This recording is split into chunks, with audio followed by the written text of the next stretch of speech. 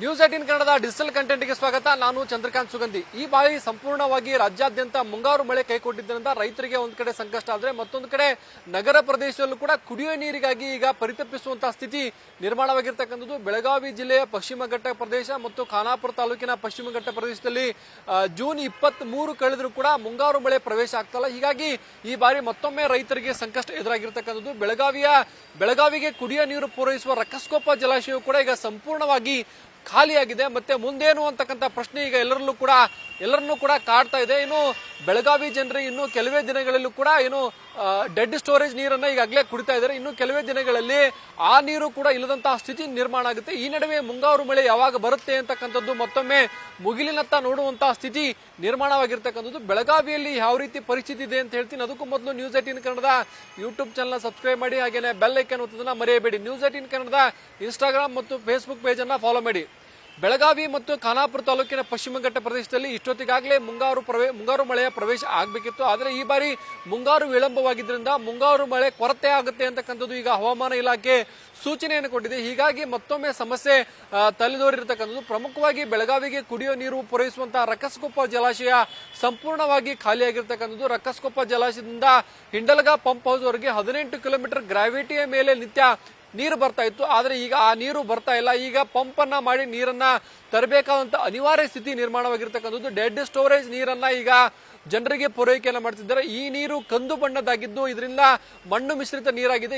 ನೀರನ್ನ ಕಾಯಿಸಿ ಆರಿಸಿ ಕುಡೀರಿ ಅಂತಕ್ಕಂಥ ಸೂಚನೆಯನ್ನು ಕೂಡ ಮಹಾನಗರ ಪಾಲಿಕೆ ಕೊಡ್ತಾ ಇದೆ ಮತ್ತು ಸಾರ್ವಜನಿಕರು ಕೂಡ ಈ ಬಗ್ಗೆ ಎಚ್ಚೆತ್ತುಕೊಳ್ಳಬೇಕಂತ ಸ್ಥಿತಿ ನಿರ್ಮಾಣವಾಗಿದೆ. ಇಲ್ಲವಾದಲ್ಲಿ ಸಾಂಕ್ರಾಮಿಕ ರೋಗವು ಕೂಡ ಹರಡುವಂತ ಭೀತಿ ಇರ್ತಕ್ಕಂಥದ್ದು. ಒಟ್ಟಾರೆ ಬೆಳಗಾವಿ ನಗರದಲ್ಲಿ ಈಗ ಕುಡಿಯುವ ನೀರಿನ ಸಮಸ್ಯೆ ದಿನದಿಂದ ದಿನಕ್ಕೆ ಹೆಚ್ಚಾಗ್ತಿದೆ. ಬಡಾವಣೆಗಳಲ್ಲಿ 10-12 ದಿನಕ್ಕೊಮ್ಮೆ ನೀರನ್ನ ಮಹಾನಗರ ಪಾಲಿಕೆಯವರು ಬಿಡ್ತಾ ಇದ್ದಾರೆ. ಮೊದಲು 3 ಗಂಟೆ ಬಿಡ್ತಾ ಇದ್ರೆ ಈಗ 1 ಗಂಟೆ 15 ನಿಮಿಷಕ್ಕೆ ಮಾತ್ರ ನೀರನ್ನ ಪೂರೈಕೆ ಮಾಡಲಾಗುತ್ತೆ. ಹೀಗಾಗಿ ಬೆಳಗಾವಿ ಜಿಲ್ಲೆಯಾದ್ಯಂತ ಈಗ ಕುಡಿಯುವ ನೀರಿನ ಸಮಸ್ಯೆ ಉದ್ಭವಿಸಿರ್ತಕ್ಕಂಥದ್ದು. ಬೆಳಗಾವಿಗೆ ಕುಡಿಯುವ ನೀರು ಪೂರೈಸುವ ರಕ್ಕಸ್ಕೊಪ್ಪ ಜಲಾಶಯ ಸ್ಥಿತಿ ಇದಾದ್ರೆ ಮತ್ತೊಂದು ಕಡೆ ಬೆಳಗಾವಿಯ ಜೀವನಾಡಿಯಾಗಿರ್ತಕ್ಕಂಥ ಘಟಪ್ರಭಾದಲ್ಲೂ ಕೂಡ ನೀರು ಕಡಿಮೆ ಆಗಿದೆ. ಕಳೆದ ವರ್ಷ ಇದೇ ಅವಧಿಯಲ್ಲಿ ಸುಮಾರು 15 TMC ಅಷ್ಟು ನೀರು ಘಟಪ್ರಭಾ ಜಲಾಶಯದಲ್ಲಿತ್ತು. ಆದರೆ ಈ ಬಾರಿ ಕೇವಲ 5 TMC ಅಷ್ಟು ನೀರು ಮಾತ್ರ ಇರತಕ್ಕಂಥದ್ದು. ಈ ನೀರು ಬಾಗಲಕೋಟೆ ಮತ್ತು ಬೆಳಗಾವಿ ಜಿಲ್ಲೆಯ ಹಲವು ತಾಲೂಕುಗಳ ಜನರಿಗೆ ಕುಡಿಯಕ್ಕೆ ಪೂರೈಸಬೇಕಾದಂತಹ ಸ್ಥಿತಿ ಇರತಕ್ಕಂಥದ್ದು. ಹೀಗಾಗಿ ಈ ನೀರನ್ನ ಕೃಷಿಗೆ ಕೊಡಲ್ಲ, ಕೇವಲ ಕುಡಿಯಕ್ಕೆ ಮಾತ್ರ ಬಳಕೆ ಮಾಡಿ ಅಂತಕ್ಕಂಥ ಸೂಚನೆಯನ್ನ ಸದ್ಯ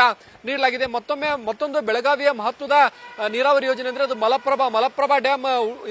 ಸೌದತ್ತಿಯ ಮುನವಳ್ಳಿ ಬಳಿ ಇರತಕ್ಕಂಥ ನವಿಲು ತೀರ್ಥ ಜಲಾಶಯವು ಕೂಡ ಈ ಬಾರಿ ಖಾಲಿಯಾಗಿದೆ. ನವಿಲು ತೀರ್ಥ ಜಲಾಶಯದಲ್ಲಿ ಕಳೆದ ವರ್ಷ ಈ ಅವಧಿಯಲ್ಲಿ ಸುಮಾರು 9 TMC ಅಷ್ಟು ನೀರಿತ್ತು. ಆದರೆ ಈಗ ಅಲ್ಲಿ 4 TMC ನೀರು ಮಾತ್ರ ಉಳಿದಿರ್ತಕ್ಕಂಥದ್ದು. ಹುಬ್ಬಳ್ಳಿ ಧಾರವಾಡಕ್ಕೆ ಕುಡಿಯುವ ನೀರು, ಬಾಗಲಕೋಟೆಗೆ ನೀರು ಕೊಡಬೇಕು, ಜೊತೆಗೆ ಬೆಳಗಾವಿಯ ಸೌದತ್ತಿ, ಬೈಲಹೊಂಗಲ, ರಾಮದುರ್ಗಕ್ಕೂ ಕೂಡ ನೀರು ಕೊಡಬೇಕು. ಹೀಗಾಗಿ ಅಲ್ಲಿಯೂ ಕೂಡ ನೀರಿನ ಕೊರತೆ ಉದ್ಭವಿಸಿರ್ತಕ್ಕಂಥದ್ದು.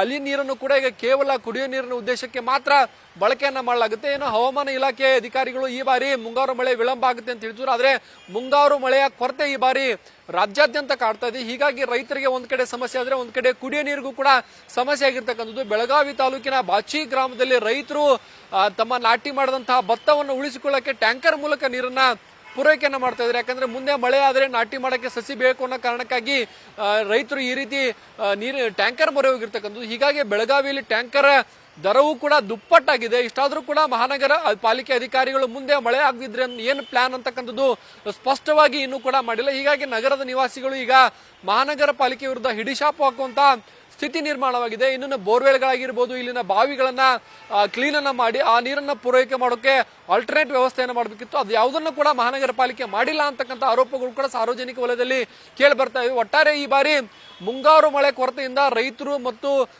ಜಾನುವಾರುಗಳು ಈಗ ಸಂಕಷ್ಟಕ್ಕೆ ಸಿಲುಕಿದ್ದು. ಈ ಮುಂಗಾರು ಮಳೆ ಯಾವಾಗ ಆರಂಭ ಆಗುತ್ತೆ ಮತ್ತು ಯಾವಾಗ ಸಂಕಷ್ಟ ದೂರ ಆಗುತ್ತೆ ಅಂತಕ್ಕಂಥದ್ದು ಈಗ ರೈತರು ಮತ್ತು ಜನರು, ಸಾರ್ವಜನಿಕರು ಮುಗಿಲತ್ತ ನೋಡುವಂತಹ ಸ್ಥಿತಿ ನಿರ್ಮಾಣವಾಗಿದೆ.